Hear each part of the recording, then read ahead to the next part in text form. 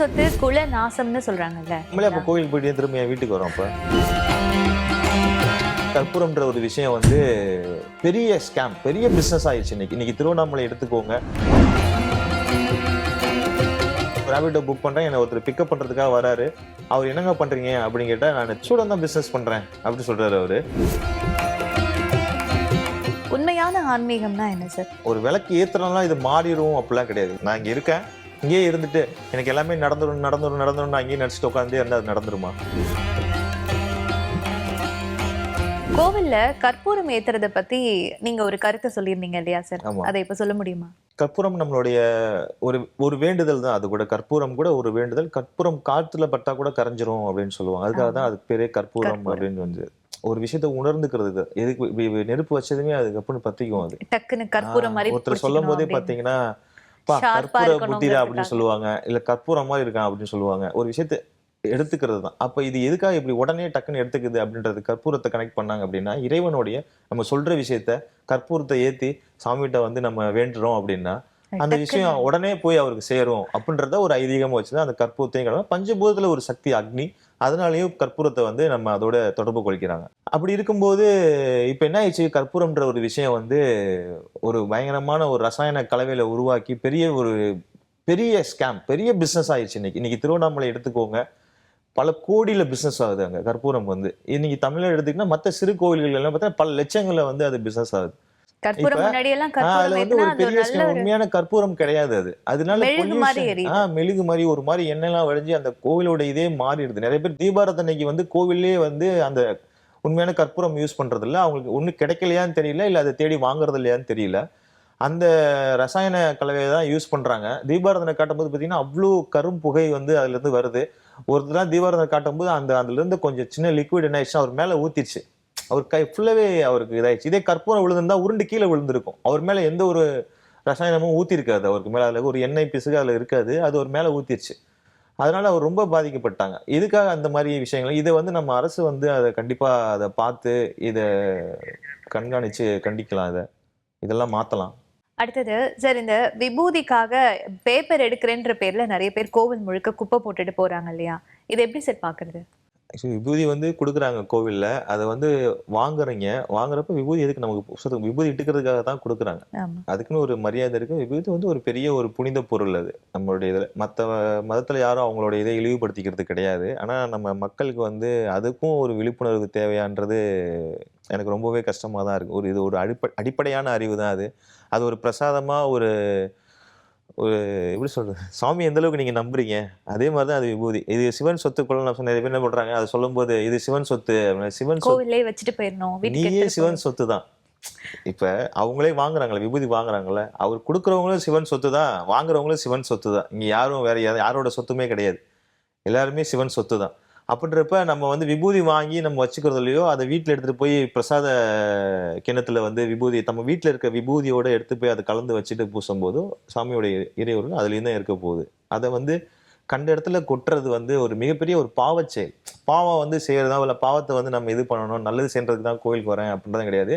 வந்து விபூதியை வாங்கி கொட்டுறதே மிகப்பெரிய பாவம், காலில் படுறது மிகப்பெரிய பாவம் அது விபூதி. அப்ப ரொம்ப அலட்சியமா அதை என்ன பண்ணிடுறாங்கன்னா எல்லா இடங்களிலையும் கொட்டிட்டு போயிடுறாங்க.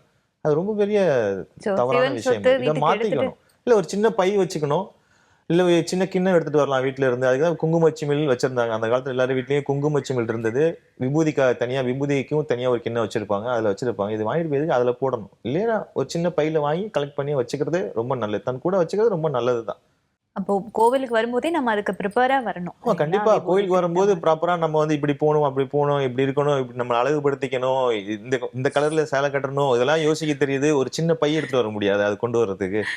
சரி, அடுத்து சார், சிவன் சொத்து குல நாசம்னு சொல்றாங்கல்ல, அப்போ அது அது அது அப்படி கிடையாது. சிவன் சார்ந்த எந்த ஒரு பொருளையும் நம்ம வீட்டுக்கு எடுத்துட்டு போகலாம். இப்போ கோயிலுக்கு போய் நம்ம எதுவுமே அங்க எடுத்துட்டு வர போறது இல்லை. சுவாமியோட பிரசாதம் கொடுப்பாங்க, இல்ல மாலை கொடுப்பாங்க, இல்ல உணவு கொடுப்பாங்க, பிரசாதமா கொடுக்குறாங்க. பிரசாதம்ன்றது பல வகைகள் இருக்குல்ல, அதுல உணவு கொடுக்குறாங்க, இந்த மாதிரி மாலை கொடுக்குறாங்க, விபூதி பிரசாதங்கள் கொடுக்குறாங்க. சில ஒவ்வொரு கோயில விசேஷத்தை பொறுத்து பிரசாதம் கொடுக்குறாங்க. பிரசாதம்ன்றது நமக்காக தான் கொடுக்கறதே. அந்த பிரசாதத்தை வாங்கி அங்க போட்டுட்டு வர்றதுக்காக கொடுக்கறது இல்ல. அளவுக்கு சாப்பிடலாம், ஆனா வீட்டுக்கு எடுத்துட்டு வரக்கூடாது அப்படின்னு ஒரு நம்பிக்கை. அப்படிலாம் கிடையாது. இல்ல, எடுத்துட்டு வரலாம். நம்மளே அப்ப கோயிலுக்கு போயிட்டு திரும்ப என் வீட்டுக்கு வரோம். அப்ப நீங்க யோசிச்சு பாருங்க, சிவம் நமக்குள்ளதான் இருக்காரு, சுவாமியே நமக்குள்ளதான் இருக்காரு, வெளியில தேட வேண்டியதில்லை. அது ஒரு பிரசாதமா அதை அதை வந்து மதிக்கணும் நம்ம. இது வந்து ஒரு பெரிய, இதை மெயின்டைன் பண்றது ஒரு பெரிய வயது. அதுவும் விளக்கு போடுறன்ற பேர்ல அதுல இருக்க ஒரு ரசாயன ஒரு ஸ்கேம் இருக்கு பாத்தீங்களா, இந்த எண்ணெயோட விஷயங்கள் ரொம்ப பெருசு அது. இது யாரு கேட்கறது இது? விளக்கு போடுறது தவறுன்னு சொல்றீங்களா? விளக்கு போறது எங்கேயா இருக்க ஜோதிடர் ஏதாவது ஒன்று சொல்லிடுறாங்க, இங்க போய் விளக்கு போடுங்க, அங்க போய் விளக்கு போடுங்க அப்படின்னு சொல்லிட்டு. ஆமா சார், விளக்கு போட்டா நல்லது வேலை நினைச்சு கிடைக்கும் நல்ல சார். சிந்தனைகளோடு இருந்தாலே எல்லாமே சிறப்பா நடக்கும். ஒரு விளக்கு ஏத்துறதுனால இது மாறிடும் அப்படிலாம் கிடையாது. விளக்கு எங்க ஏத்தணும்? டெய்லி வீட்டுல ஏத்தணும் விளக்கு. விளக்கு அந்த இடத்துல நீங்க ஒரு நல்ல ஒரு எண்ணெயில விளக்கு அதுக்கு பேர் தான் அதனால நல்ல எண்ணெய்னு வச்சாங்க. விளக்கு அப்ப வீட்டுல ஏத்தக்கூடியது. விளக்கு இல்ல, கோயில்ல ஏத்திட்டு இருந்தது தான் விளக்கு. அது காலத்துல விளக்கெல்லாம் கோயில் ஏத்திட்டாங்க. அப்பெல்லாம் ஏது லைட்டு விளக்கு தான் ஏத்திட்டு இருந்தாங்க. ஒரு ஆமா கோயிலுக்கு போய் விளக்கு ஏத்தி வச்சுட்டு வருவாங்க. சுவாமி அங்க இருக்கிறது இருளையும் தெரியணும் அப்படின்றது. ஆமா, ஒரு விளக்கு ஏத்துப்பா. கர்ப்ப கிரகத்துல இருக்கும், அங்கங்க தூண்ல எல்லா விளக்கு இருக்கும். இடத்துலயும் விளக்கு இருக்கணும். நெய் விளக்கு ஏத்தலாம். இல்லாட்டி நல்ல எண்ணெய்கள் இருக்குல்ல, நல்ல எண்ணெய் அந்த மாதிரி, இல்ல எள்ளு எண்ணெய், இது மாதிரி இந்த கடலை எண்ணெய் இருக்கு. இதுல 5 எண்ணெய் கலந்த பஞ்ச எண்ணெய் இருக்கு. இது மாதிரி அதுல வந்து உண்மையான பொருளை வந்து நம்ம அதுல பயன்படுத்தி ஏத்தலாம். இல்ல நெய் விளக்கு, அதுவும் உண்மையான விளக்கு ஏத்தலாம்.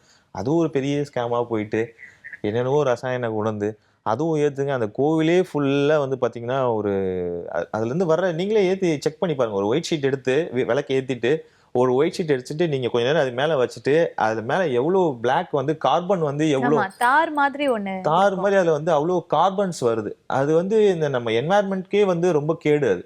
அது அது யாரு கேட்கறது, யாரு சொல்றது, யாரு கவனிக்கிறாங்க? அதை வந்து நம்மள இப்படியே பழகி வந்துட்டாங்கல்ல. இவங்களை வந்து நம்ம யாராவது நல்லது சொல்றதும் வந்து அவங்களுக்கு தவறா புரியுது. அது நம்மள வந்து விளக்கேத்த கூடாதுன்னு சொல்றாங்க அப்படின்றது. வேண்டுதல்ன்றது நம்ம ஆத்மாத்மாவா நம்ம பண்ற செயல்கள்ல தான் இருக்கு. நான் இங்க இருக்கேன், இங்கேயே இருந்துட்டு எனக்கு எல்லாமே நடந்துரும் நடந்துரும் நடந்துரும் நான் இங்கேயே நடிச்சுட்டு உட்காந்தே இருந்தா அது நடந்துருமா?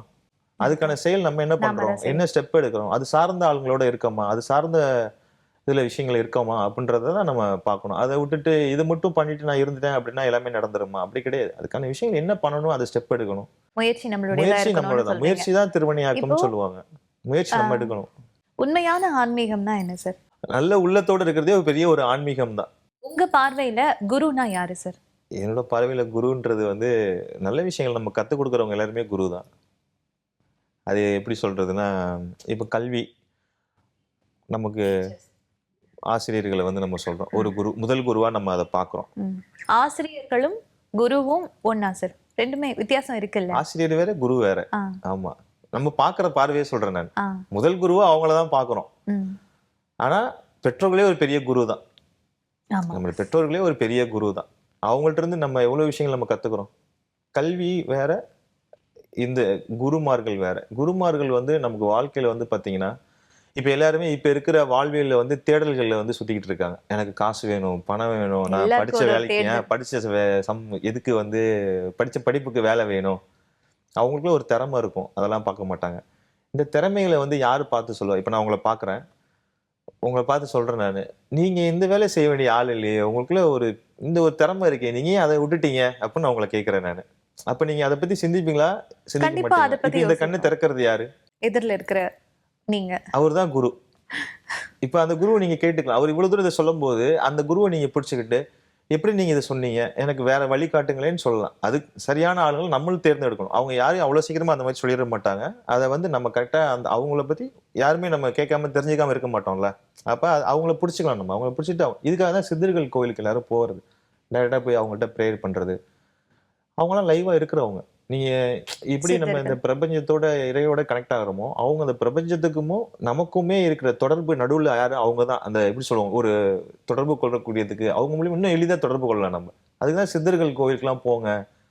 ஜீவ சமாதி அடைஞ்சவங்கலாம் என்ன ஜீவனோடயே இருப்பாங்க. அந்த ஜீவன் என்ன பண்ணும்? இந்த ஜீவன் பேசுறது அந்த ஜீவன் கேட்டு இன்னும் ஜீவ சமாதி அடைஞ்சவங்க ஜீவனோட ஆமா, இருப்பாங்க. இந்த ஜீவன் பேசுறது அந்த ஜீவன் கேட்டு எளிதா அந்த விஷயங்கள போய் நீங்க தொடர்பு கொள்ளும். நம்மளாம் நினைச்சு நிறைய விஷயங்கள் நடந்திருக்கு. மழை பெய்யணும்னு நினைப்பேன், திடீர்னு ஒருத்தரை பார்க்கணும்னு நினைப்பேன். இப்ப பல அற்புதங்கள் நடந்திருக்கு. அத வந்து இப்ப இப்ப நம்ம இந்த தோற்றத்துல இருக்கோம்ல, இந்த நடைமுறை வாழ்வியல் தோற்றத்துல நம்ம இருக்கோம்ல. இப்ப இதே வந்து நான் இன்னும் சட்டெல்லாம் அவுத்துட்டு ஒரு துண்டு போட்டு ஒரு இது பண்ணி வேற மாதிரி ஒரு தோற்றத்துல நான் இருந்து சொல்றேன் அப்படின்னா மக்களால ஏத்துக்கப்படுது. ஏன்னா அந்த போலியான வேடத்தை வந்து நம்புறாங்க எல்லாருமே. ஆனா சக மனிதர்களும் நம்ம கூடயே ஒருத்தவங்க இருப்பாங்க. நம்மள பார்த்துட்டே இருப்பாங்க. ஆனா அது சில பேருக்கு புரிஞ்சுக்க முடியும், சில பேருக்கு அது புரியாது. சில பேர் அவர் சொன்னா சரியா இருக்கும் அப்படின்னு சொல்லுவாங்க. நிறைய பார்த்திருப்பீங்க, கேள்விப்பட்டிருப்பீங்க. ஆமா. பெரியவங்களும் சொல்லுவாங்க. நம்மளே சில விஷயங்களை நம்ம அனுபவப்பட்டு நம்ம அதை உணர்ந்திருப்போம். அவர் சொன்னா சரியா இருக்கும். ஏன் ஒரு ஆபீஸ்லயே ஒரு 100 பேருக்கு இடத்துல அவர் சொன்னா சரியா இருக்கும். இந்த சரி எங்கிருந்து வருது? அவருடைய அனுபவம் இருக்குல்ல, இந்த அனுபவத்துல இருந்து தான் அது வருது. அப்போ இப்ப நான் சொல்றேன், இந்த பாதையில நீ போகாத, நல்லா இருக்காது, வேணாம் அப்படின்னு நான் சொன்னா அதை கேட்டுக்கிற அந்த மனப்பக்குவம் இல்லை. அதை மீறி நம்ம ஏதாவது ஒண்ணு பண்றது. அப்ப என்ன ஆகும்னா இதுல சுத்திக்கிட்டே இருப்போம் நம்ம. நம்ம போய் எங்க போய் ரீச் ஆகணுமோ அந்த விஷயத்துக்கு போகவே மாட்டோம். நம்ம போய் அடைய வேண்டிய இடத்துக்கு போக மாட்டோம். சுத்திக்கிட்டே இருப்போம். இந்த லூப்லயே தான் போயிட்டு இருக்கோம். அந்த இடத்துக்கு நம்ம போக முடியாது. ஸோ நம்மளுடைய சிந்தனை தான் செயலா மாற்றப்படுது எண்ணம் அப்படின்னு தான். ஆமா, சொன்னீங்க. நம்மளுடைய இப்போ சிந்தனைகள் கொஞ்சம் தான். முன்னாடி சொன்னீங்கல்ல சார், நான் மழை பெஞ்சா நல்லா இருக்கும்னு நினைக்கிறேன், அப்ப சம்டைம்ஸ் மழை பெய்யும், ஆமா, நான் இவரை பார்க்கணும்னு நினைக்கிறேன், அப்படி பார்த்துருவேன். ஆமா. இந்த மாதிரி உங்களோட வாழ்க்கையில் நடந்த ஏதாவது ஒரு ஒரு அதிசயமான ஒரு மிராக்கல் ஏதாவது சொல்ல முடியுமா? சமீபத்துல நம்ம இவரு கூட தான் பார்க்கணும்னு நினைச்சேன் நானு. நண்பரை பார்க்கணும்னு நினைச்சு உடனே பார்த்துட்டேன் நானு. நேத்து ஒரு நடந்த சம்பவங்கள் இதே மாதிரி தான் வந்து. நான் சமீபத்துல வந்து நான் ஃபோன்ல ஜிபே, ஃபோன்பேலாம் நமக்கு ரொம்ப கடந்த ஆண்டுகளா நான் பல ஆண்டுகளா நான் யூஸ் பண்றதே கிடையாது எனக்கு. யூஸ் பண்றதே ஆமா, இல்லையா வீட்ல சார்? தான் பண்ணுவாங்க. சார், இதே ஒரு கண்டென்ட்டா எடுத்து போடலாம் சார். அதை நான் யூஸ் பண்றதே இல்ல. பண்ணாம ஒரு மனுஷன் தன்னுடைய வாழ்க்கையை ஒரு இவ்வளவு நாள் நாள் நான் வாழ்க்கையை வந்து கடக்கிறதே கஷ்டம் சார். ஆமா, போன மாசம் தான் போன மாசம் சரி பண்ணிக்குவோம், வேற வழியே இல்ல. சில இடத்துல எல்லா நேரத்தையும் நம்ம எல்லாரும் கூப்பிட்டு இருக்கேன்னு சொல்லி போன மாசம் தான் நான் பண்ணேன் நானு. ஓன்லி ஜிபே ஆக்டிவிட்டிஸ் பண்ணது போன மாசம் தான் போன பண்ணேன். மாசம் தான் ஜிபே, கூகுள் பே நீங்க ஆமா, ஆக்டிவேட் பண்ணி அதுக்கு அதுக்கு முன்னாடி முன்னாடி நான் வரைக்கும் பண்ணல. பணம் கொடுத்து தான் உங்களுடைய நீங்க பணம் கொடுத்து பண்ணிப்பேன், இல்ல ஃபோன் பண்ணி சொல்லிடுவேன். அவங்களுக்கு QR கோட் அனுப்பிச்சுனா அவங்க பண்ணிடுவாங்க. நான் அதுக்குள்ள நான் போகவே இல்ல. இப்போ சமீபத்துல ஒருத்தர் சந்திக்கிறேன் நானு. ஒரு ரேபிட்டோ புக் பண்றேன் நானு. அப்போ ஒருத்தர் வராரு. அவர் வந்து பிக்கப் பண்றாரு. நான் வந்து இந்த கற்பூரம் பத்தி, இந்த பொல்யூஷன் பத்திலாம் யார்ட்டயா சொல்லணும்ன்றத பத்தி நினைச்சுக்கிட்டு இருந்தேன். இது அதுக்கான தளமாவும் நான் வந்து இதை சொல்றதுக்கான ஒரு டூலாவும் நான் இதை நான் பார்க்கறேன். நினைச்சேன், இந்த இப்ப நீங்க சொல்லக்கூடிய ஒரு வாய்ப்பு கிடைச்சிருக்கு. ஒரு ரேபிட்டோ புக் பண்றேன். என்னை ஒருத்தர் பிக்கப் பண்றதுக்காக வராரு. அவர் என்னங்க பண்றீங்க அப்படின்னு கேட்டா, நான் திருத்தணி, எந்த ஊருங்க திருத்தணின்னு சொல்றாரு. என்ன பண்றீங்கன்னு, ஸ்டூடெண்ட் தான் பிசினஸ் பண்றேன் அப்படி சொல்றாரு அவரு. சொல்லிட்டு எவ்வளவு நாளா பண்ணிட்டு இருக்கீங்கன்னா, நான் ஒரு ஒரு 5 வருஷமா ஒண்ணுதான்ப்பா தேடிட்டு இருந்தேன். உன்னதாம்மா மனசுக்குள்ள தேடிட்டு ஒரு நீயே ஒளி. வந்துட்டேன்ற மாதிரி இருக்கு. இந்த மாதிரி கனெக்ட் ஆயிடுச்சு. அப்ப நேத்து ஒரு மீட்டிங் நடந்துட்டு இருந்தது. பேசிட்டு இருந்தோம். பாத்தீங்கன்னா என்னோட ரொம்ப நாள் ஆச்சு. என்னோட ஒரு ஃப்ரெண்ட் அவங்களோட சிஸ்டர் அவங்க. எதார்த்தமா அவங்க நடந்து வராங்க. நான் ஒரு ஷாப்ல இருந்து வெளியில வரேன். எதார்த்தமா அவங்களும் கிராஸ் ஆகுறாங்க. நான் கூப்பிடுறேன். கூப்பிட்டு பேசுறேன் நானு. அவங்க நீங்க என்ன பண்றீங்க அப்படின்னு சொல்லி, இப்ப என்ன பண்ணிட்டு இருக்கீங்க அப்படின்னு சொல்லி பேசிக்குள்ள இப்படி பேசிட்டு இருக்கும்போது சொல்றாங்க, நான் வந்து டெல்லியில இருந்து ஒரு மிஷின் வாங்கிட்டேன். அவங்க மிஷின் எல்லாமே எனக்கு கொடுத்துட்றாங்க. நான் இப்போ வந்து டேப்லெட்ஸ் வந்து பண்ணிட்டு இருக்கேன் நானு. சூடம் தான், கற்பூரம் தான் வந்து கற்பூரம். டேப்லெட்ஸா நான் பண்ணி கொடுத்துட்டு இருக்கேன். ஓ, வீட்ல இருந்து அவங்க அவங்க அதை தொழிலா பண்ணி நான் ஒரு பிசினஸ் இப்போ அதை ஸ்டார்ட் பண்ணி நான் பண்ணிட்டு இருக்கேன் அப்படின்னு அவங்க அதை சொல்றாங்க. அவங்க சொல்றாங்க. இப்போ எதை சார்ந்து நம்ம நினைக்கிறோமோ அதுக்கான மக்கள், அதுக்கான விஷயங்களை வந்து நமக்கு இந்த பிரபஞ்சம் என்ன பண்ணும்னா கனெக்ட் பண்ண ஆரம்பிச்சிடும். உங்களுக்கு கொண்டு வந்து சேர்க்குது கொஞ்சம் கொஞ்சமா. இப்போ நான் ஏதாவது வேணும் அப்படின்னு நம்ம நினைச்சா கண்டிப்பா அதுக்கான விஷயங்கள் நமக்கு நடக்கும். எதுவுமே செய்யாம கூட கனெக்ட் ஆகிறோம் அப்படின்னா என்ன அலைகளால தான் நம்ம கனெக்ட் ஆகிறோம். என்ன அலைகளை வந்து நம்ம ரொம்ப சுத்தமா வச்சுக்கிறோம் அப்படின்னா அது கண்டிப்பா எல்லாமே நம்ம நினைக்கிற விஷயங்கள் எல்லாமே நம்மளை தொடர்பு கொள்ள ஆரம்பிக்கும். அந்த சித்தர்களோட இதுவும் அதுல நிறைய நமக்கு கனெக்ட் ஆகும். இது மாதிரி நிறைய அருமையான தகவல்கள் கொடுத்ததுக்கு நன்றி சார். மறுபடியும் மேலும் இதே மாதிரி தொடர்ந்து நிறைய தகவல்களை இவரோட அடுத்தடுத்த நிகழ்ச்சியில தெரிஞ்சுக்கலாம்.